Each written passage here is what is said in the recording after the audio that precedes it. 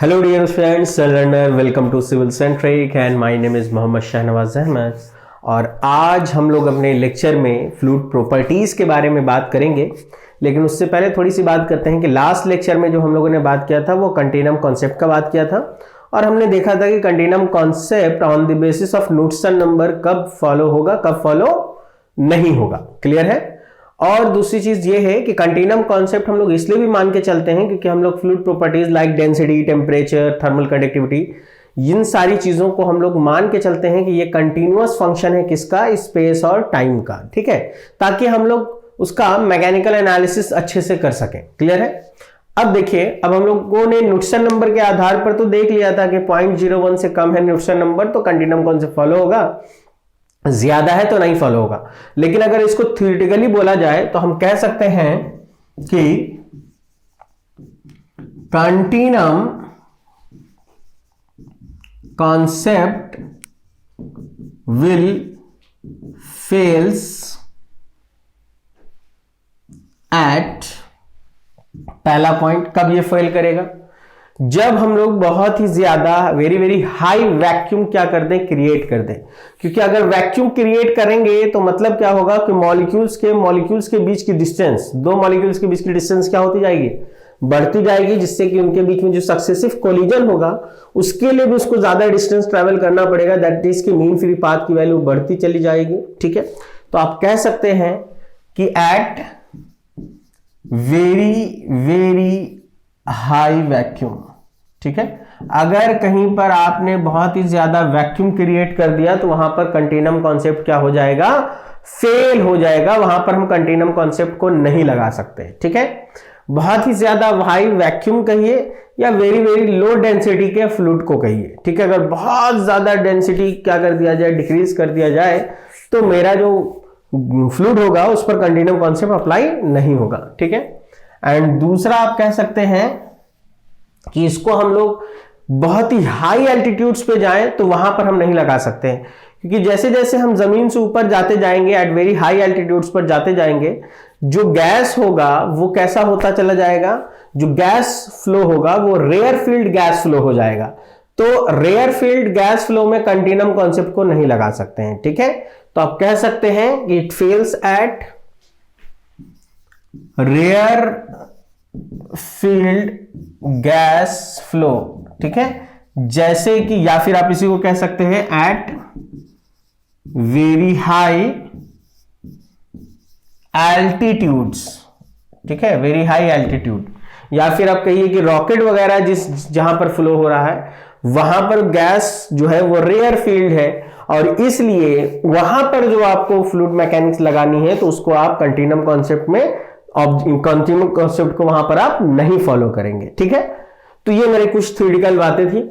अब हम लोग सीधे आ जाते हैं कि देखिए, हमने देखा कि फ्लूइड क्या होता है, फ्लूइड के डिफिनेशन देखा, फ्लूइड के डिफिनेशन को देखने के बाद कुछ पॉइंट्स पर बात किया कि किसमें क्या होगा। फिर हमने कुछ कॉन्सेप्ट पे बात की जो हमेशा हम लोगों को मान के चलना है कि नो स्लिप कंडीशन क्या है और आपको कंटिन्यूम कॉन्सेप्ट क्या है। अब हम लोग सीधे आ जाते हैं किस पर, कि फ्लूइड की प्रॉपर्टीज क्या होती हैं। ठीक है, तो हम लोग अब बात करेंगे फ्लूइड प्रॉपर्टीज पर। ठीक है, तो हेडिंग देते हैं हम लोग फ्लूइड प्रॉपर्टीज। ठीक है, प्रॉपर्टी का क्या मतलब है, कैरेक्टरिस्टिक। ठीक है, जो भी फ्लूइड लिया है उसका कैरेक्टरिस्टिक क्या है, तो उसको हम लोग अगर देख लेंगे तो वही मेरी उसकी क्या होगी, प्रॉपर्टी होगी। कैरेक्टरिस्टिक का मतलब, जैसे मान लिया फ्लूइड लिया तो उसकी कैरेक्टरिस्टिक क्या है कि भाई उसका डेंसिटी क्या है, उसकी वॉल्यूम क्या है, उसकी स्पेसिफिक ग्रेविटी क्या है, स्पेसिफिक वेट क्या है, एंड ये सारी चीजें जो है उसकी प्रॉपर्टीज कहलाती हैं। तो अगर कोई पूछता है कि प्रॉपर्टी का क्या मतलब होता है, तो प्रॉपर्टी का मतलब होता है कैरेक्टरिस्टिक ऑफ द सिस्टम। ठीक है, जो भी आप बात कर रहे हो, जिसकी भी बात कर रहे हो, वो आपका सिस्टम है और उस सिस्टम की जो कुछ भी कैरेक्टरिस्टिक्स हैं वो सारी की सारी क्या कहलाती हैं, प्रॉपर्टीज कहलाती हैं। तो अब फ्लूइड प्रॉपर्टी में हम लोगों के पास बहुत सारी प्रॉपर्टीज हैं और उन सारी प्रॉपर्टीज को हम लोग क्या करेंगे, बारी बारी से क्या करेंगे, स्टडी करेंगे। इसलिए सबसे पहली प्रॉपर्टी की हम लोग बात करेंगे और सबसे पहला प्रॉपर्टी है आपका मास, डेंसिटी और डेंसिटी। ठीक है, सबसे पहली प्रॉपर्टी है आपकी मास डेंसिटी और डेंसिटी, क्लियर है, जिसको हम लोग किससे डिनोट करते हैं, तो it is denoted by rho. ठीक है, ये क्या होता है, mass per unit volume is called mass density. ये तो हम सब लोगों को पता है, बचपन से पढ़ते हुए आ रहे हैं कि mass per unit volume is called density. लेकिन सवाल ये उठता है कि ये तो डेफिनेशन हमने लिख दिया, अगर फिजिकली किसी लेमैन इंसान को आपको बताना हो कि इसको आपका क्या मतलब है मास पर यूनिट वॉल्यूम का, तो देखो ध्यान देने वाली बात केवल इतनी है कि आपका वॉल्यूम क्या होना चाहिए, यूनिट। दैट इज कि आप एक ऐसा डब्बा बनाओ जिस डब्बे का डायमेंशन क्या होना चाहिए, length 1 metre, breadth 1 metre and height 1 metre. 1 metre लंबा, 1 मीटर चौड़ा, 1 मीटर ऊंचा अगर आप कोई डब्बा बना लेते हो और उस डब्बे में पूरा कोई भी फ्लूइड भर दो, तो उस फ्लूइड का जितना मास उसके अंदर आता है वो उसकी क्या कहलाती है, मास डेंसिटी कहलाती है। ठीक है, तो आप कह सकते हो कि इसका मतलब यह है कि mass density is equal to mass per unit volume. और आपको बता दें कि पूरे फ्लूइड मैकेनिक्स में हम लोग मास को m लिखेंगे और वॉल्यूम को हम जहां भी लिखेंगे वो v बना के कट कर देंगे। ठीक है, रीजन क्या है, देखो हम वेलोसिटी को भी v लिखेंगे, वॉल्यूम को भी v लिखेंगे, तो आप कैसे समझोगे कि कहीं पर मैंने वॉल्यूम की बात की है कि वेलोसिटी की, अगर आप भूल गए, ध्यान नहीं दिया आपने तो। ठीक है, अगर मैंने v बना के कट कर दिया, दैट इज कि मैं किसकी बात कर रहा हूं, वॉल्यूम की बात कर रहा हूं। और अगर सिर्फ v लिखूंगा तो वो मैं किसकी बात करूंगा, वेलोसिटी की। ठीक है, तो mass by volume is known as density. और यहीं से हम कह सकते हैं कि इसकी यूनिट क्या हो सकती है, तो भाई साहब केजी पर मीटर क्यूब होती है, ये सब तो आप जानते ही हैं। लेकिन इसमें एक सबसे अच्छी चीज आपको क्या जाननी है, पहली चीज ये कि इस मास डेंसिटी को मेजर करने के लिए आपके पास कौन सा एक्सपेरिमेंटल डिवाइस है। ठीक है, तो इसको याद रखिएगा। ठीक है, ये काम देता है, तो याद रखेंगे pycnometer is the, pycnometer is used for the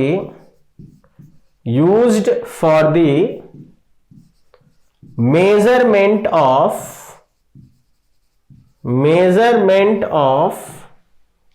density। ठीक है, यानी कि पिक्नोमीटर एक ऐसा डिवाइस है जिसका इस्तेमाल किसके लिए किया जाता है, डेंसिटी को मेजर करने के लिए। ठीक है, तो ये आपको ध्यान रखना है। दूसरी चीज कि चलिए ये तो सबको पता होता है, इसमें कोई खास बातें नहीं है, लेकिन इसमें जो सबसे इंपॉर्टेंट चीज आपको ध्यान रखनी है वो ये है कि हमारे फ्लूइड का बिहेवियर कैसा होगा डेंसिटी को देखते हुए, कि उस टेम्परेचर एंड प्रेशर के साथ कैसे वेरी करेगा। ठीक है, तो सपोज दैट मान लो मैंने कहा कि आप ऐसा करो, टेम्परेचर को बढ़ाने लग जाओ। ठीक है, अब ये बताओ आपके पास कोई भी फ्लूइड है, और फ्लूइड का मतलब लिक्विड एंड गैस दोनों है। ठीक है, अगर उसका तुम टेम्परेचर बढ़ाने लग जाओगे, तो टेम्परेचर बढ़ाने लग जाओगे तो क्या होगा कि वो जो गैस है या लिक्विड है, जो कुछ भी है, फ्लूइड होना चाहिए। ठीक है, तो वो फ्लूइड जो होगा उसके बीच का जो डिस्टेंस है, बीच की जो दूरी है, दैट इज उनके बीच में जो कोहेसिव फोर्स है वो वीक होने लग जाएगा और मॉलिक्यूल्स दूर दूर जाने लग जाएगा। और जब मॉलिक्यूल्स दूर दूर जाने लग जाएगा तो आपको उसकी जो डेंसिटी होगी फ्लूइड की, वो क्या होने लग जाएगी, घटने लग जाएगी। ठीक है, मान लो लिक्विड का केस, तो लिक्विड को गर्म करते हो तो लिक्विड किसकी तरफ मूव करने लग जाता है, गैस की तरफ, वेपर की तरफ। ठीक है, दैट इज की उनका जो डेंसिटी है वो घटने लग जाता है। ठीक है, गैस में भी गर्म करोगे तो गैस और ज्यादा फैलने लग जाएगा। ठीक है, तो उसकी भी डेंसिटी क्या होगी, घटेगी। तो आपको पहला पॉइंट ये पता चला, और यही ध्यान रखना है क्योंकि ये आगे हम लोगों को बहुत काम देगा। तो हम लोगों को पहली चीज ये पता चली कि अगर हम लोग टेम्परेचर बढ़ाते हैं फ्लूइड की तो उसकी डेंसिटी क्या होने लग जाती है, घटने लग जाती है। ठीक है, दूसरा पॉइंट, मान लो अब आप कहो कि सर प्रेशर बढ़ा के देखते हैं ना, सॉरी, तो प्रेशर बढ़ाने देखा जाए। अब हम प्रेशर बढ़ा रहे हैं तो गैस के केस में तो हमको साफ साफ दिखता है कि सर प्रेशर बढ़ाएंगे गैस कंप्रेस होने लग जाएगा। दबने लग जाएगा, मॉलिक्यूल्स एक दूसरे के करीब करीब आने लग जाएंगे, मतलब गैस जो है वो डेंस होने लग जाएगा, घना होने लग जाएगा, मॉलिक्यूल्स एक दूसरे के करीब आ रहे हैं। तो इतना पता चला कि सर गैस में तो प्रेशर बढ़ाएंगे तो डेंसिटी क्या होगी, बढ़नी ही बढ़नी है, ठीक है। और वो डेंसिटी का जो इंक्रीमेंट है, वो चेंज जो है वो बहुत ज्यादा आपको दिखेगा। लेकिन लिक्विड के साथ दिक्कत ये है कि लिक्विड के मॉलिक्यूल्स के ऊपर जब बहुत ह्यूज प्रेशर बढ़ाते हैं तो उनके मॉलिक्यूल्स भी जो होते हैं एक दूसरे के करीब आते हैं, लेकिन वो इतना कम होता है कि आपके नेकेड आई से दिखता नहीं है। दैट्स वाई हम लोग लिक्विड को कैसा मान के चलते हैं, इनकंप्रेसिबल फ्लूइड मान के चलते हैं, लेकिन वो इनकंप्रेसिबल फ्लूइड होता नहीं है। तो लिक्विड के केस में भी अगर प्रेशर बढ़ाते हो तो मॉलिक्यूल्स एक दूसरे के थोड़ा बहुत करीब आते हैं और उसकी डेंसिटी में इंक्रीमेंट या चेंज आता है। तो उस केस में भी आप कह सकते हो कि प्रेशर बढ़ाने पर डेंसिटी बढ़ जाएगी, ठीक है। तो पहला जो प्रॉपर्टी हमने देखा है वो कौन सी प्रॉपर्टी है, वो है मास डेंसिटी। और मास डेंसिटी से हम लोगों को पता ये चला कि टेम्परेचर बढ़ाएंगे तो डेंसिटी घटेगी, प्रेशर बढ़ाएंगे तो डेंसिटी क्या होगी, बढ़ेगी। और इस डेंसिटी को मेजर करने के लिए जो हमारे पास एक्सपेरिमेंटल डिवाइस है, उस डिवाइस को हम लोग क्या कहते हैं, this is called pycnometer. Clear है, ठीक है। चलिए अब हम लोग अपने नेक्स्ट प्रॉपर्टी को देखते हैं। नेक्स्ट प्रॉपर्टी का नाम है आपका, देखिए अभी हमने मास डेंसिटी देखा था, अब हम लोग दूसरी प्रॉपर्टी देख रहे हैं जिसका नाम है वेट डेंसिटी, या जिसको हम लोग क्या कहते हैं, एक और नाम से जानते हैं, और उसका वो नाम क्या है, स्पेसिफिक वेट है, ठीक है। इसको दूसरे नाम से क्या जानते हैं, स्पेसिफिक वेट, स्पेसिफिक वेट। और इसको या तो ओमेगा से डिनोट किया जाता है या फिर गामा से डिनोट किया जाता है, ठीक है। वो डिपेंड करता है कि आप किससे डिनोट करना चाहते हैं, ठीक है। तो हर लोगों का अपना अपना तरीका है। हम जनरली आपको बता दें, हम ओमेगा से लिखेंगे किसको, स्पेसिफिक वेट को या वेट डेंसिटी को। क्लियर है, ठीक है।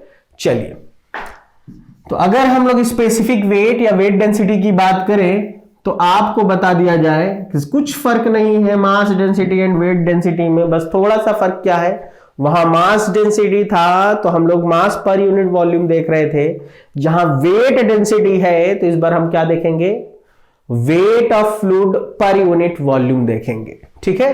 तो अगर इसको डिफाइन किया जाए तो आप कह सकते हैं कि sir weight of fluid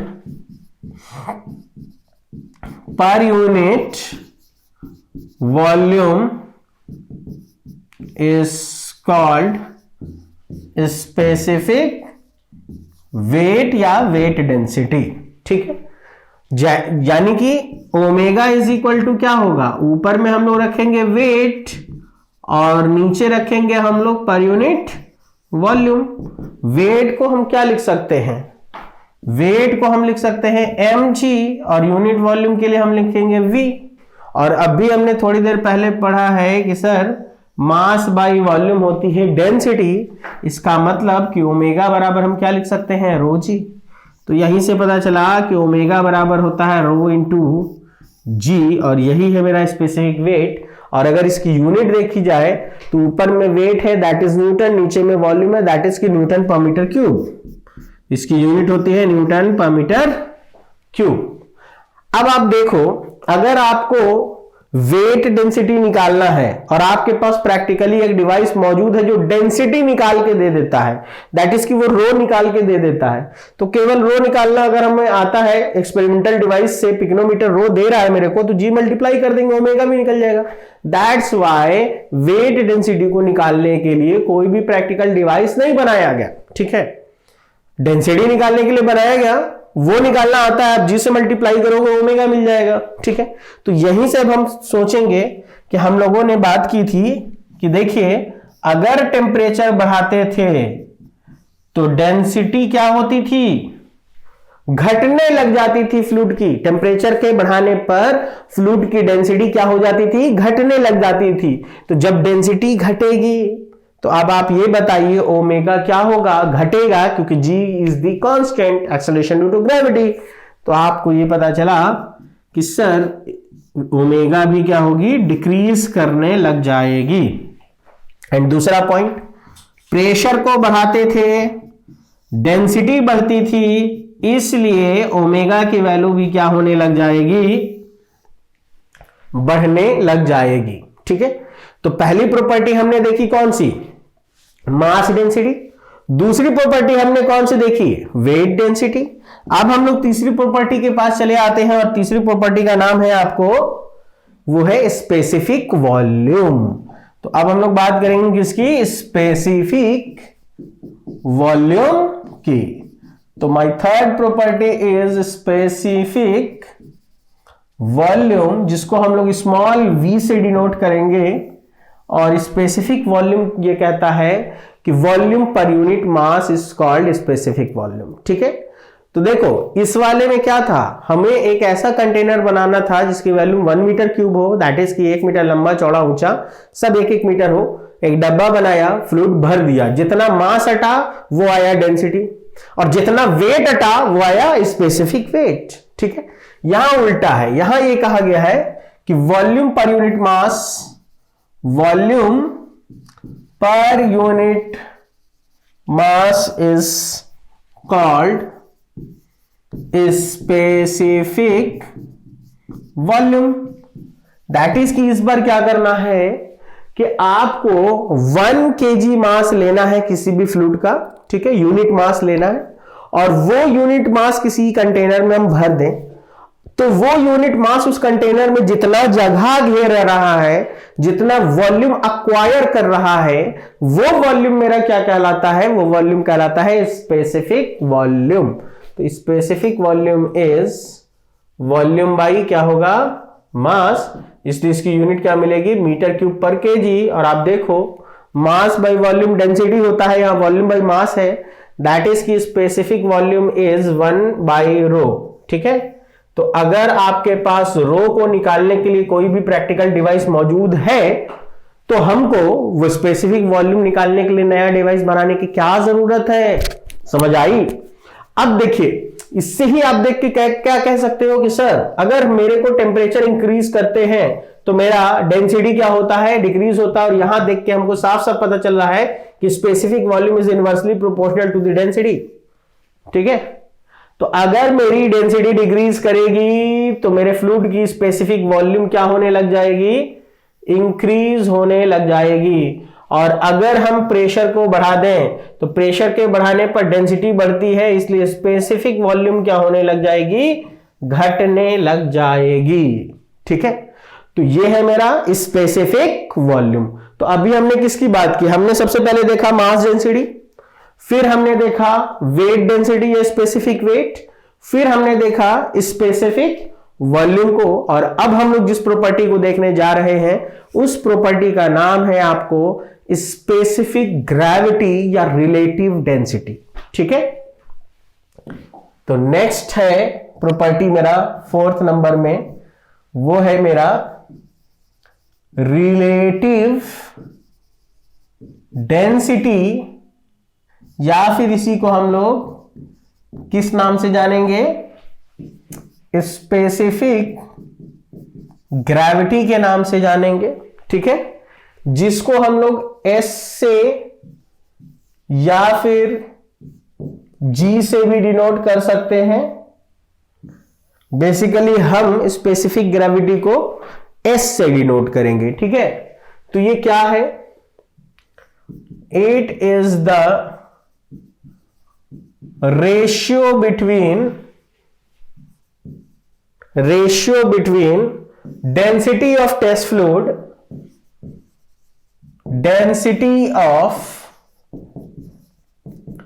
test fluid to the density of standard fluid.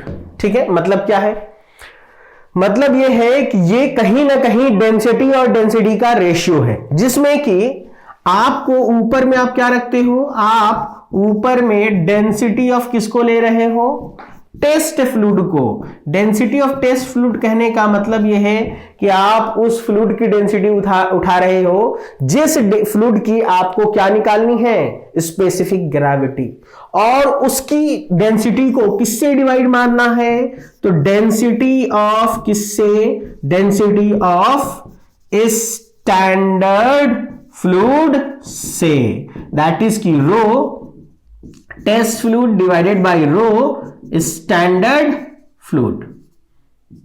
ठीक है, ये है मेरा, इन दोनों का रेशियो क्या है, ये मेरा स्पेसिफिक ग्रेविटी है, और चूंकि ये डेंसिटी बाय डेंसिटी का रेशियो है इसलिए ये क्या होगा, डायमेंशन लेस होगा। और यहीं से सुनिए अक्सर गलती क्या होती है कि लोग ये कह देते हैं कि भाई स्टैंडर्ड फ्लूइड का मतलब डेंसिटी ऑफ वाटर से डिवाइड मारना, नहीं, ऐसा नहीं। ठीक है, स्टैंडर्ड फ्लूइड इस बात पर डिपेंड करेगा कि आप जिस फ्लूइड का निकालना चाहते हैं वो क्या है, वो लिक्विड है कि गैस है। तो याद रखिएगा कि for liquid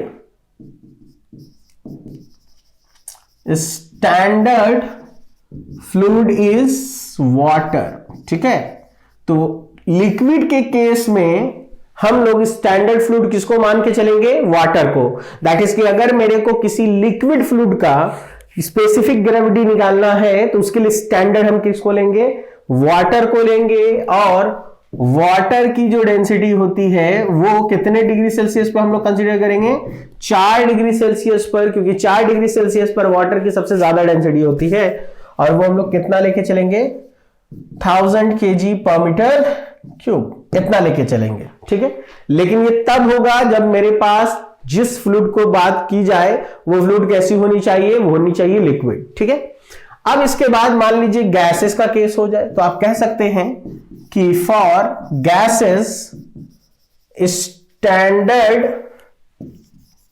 fluid is air.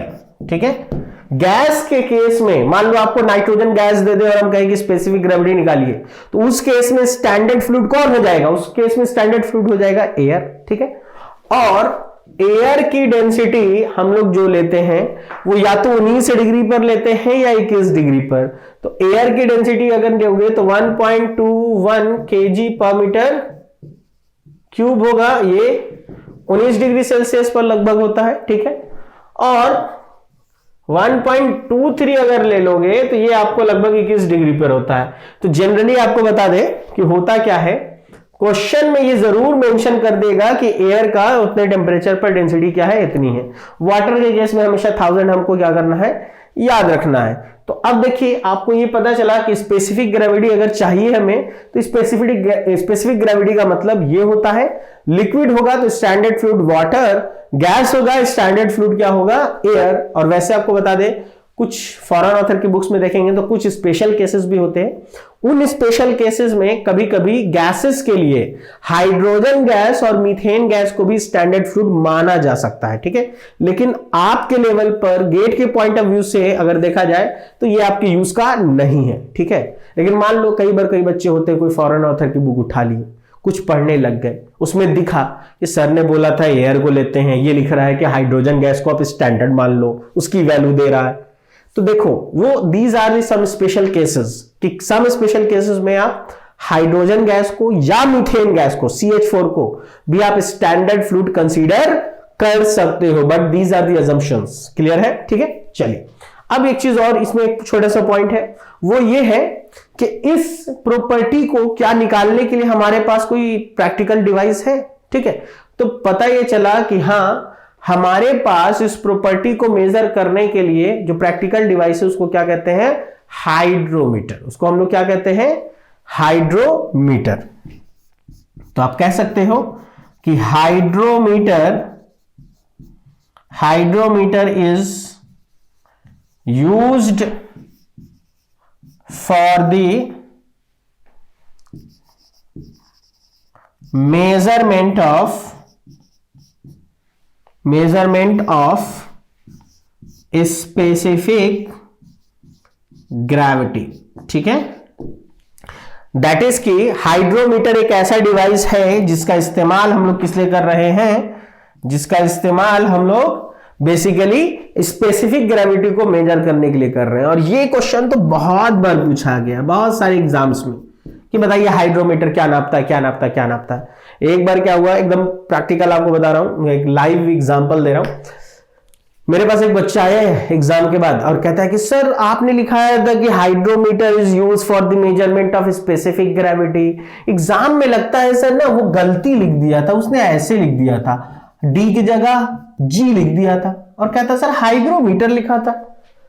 तो भाई ऐसा है कि हाइग्रोमीटर एक दूसरा डिवाइस है जिसका इस्तेमाल स्पेसिफिक ह्यूमिडिटी को मेजर करने के लिए किया जाता है।